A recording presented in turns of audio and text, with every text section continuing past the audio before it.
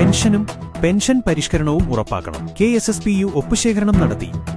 ഭീമഹർജി സമർപ്പണത്തിന് മുന്നോടിയായി civil station പരിസരത്ത് പ്രകടനവും നടന്നു.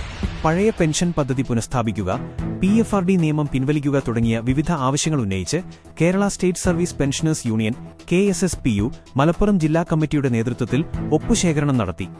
ഫൈനാൻസ് ബിൽ 2025 ഭേദഗതികൾ റദ്ദാക്കണമെന്നും 8ാം കേന്ദ്ര ശമ്പള പരിഷ്കരണ കമ്മീഷന്റെ പരിശോധനാ വിഷയങ്ങളിൽ നിലവിലുള്ള പെൻഷൻകാരുടെ പെൻഷൻ പരിഷ്കരണം കൂടി ഉൾപ്പെടുത്തണമെന്നും ആവശ്യപ്പെട്ട് രാജ്യത്തിന്റെ രാഷ്ട്രപതിക്ക് സമർപ്പിക്കുന്ന ഭീമഹർജിയുടെ ഭാഗമായാണ് മലപ്പുറം ജില്ലയിലെ പെൻഷൻകാരിൽ നിന്നും ഒപ്പുകൾ ശേഖരിച്ചത്.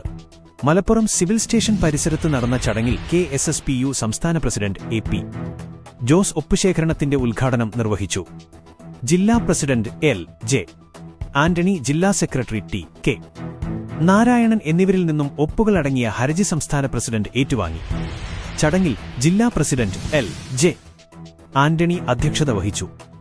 CGPA ജില്ലാ പ്രസിഡന്റ് K മുരളീധരൻ മുഖ്യപ്രഭാഷണം നടത്തി. KSSPU സംസ്ഥാന സെക്രട്ടറി താരാനാഥൻ, സംസ്ഥാന കമ്മിറ്റി അംഗം K ദേവകി, ജില്ലാ joint secretary T Ali Askar, ജില്ലാ വൈസ് പ്രസിഡന്റ് V സ്കറിയ എന്നിവർ ചടങ്ങിൽ സംസാരിച്ചു.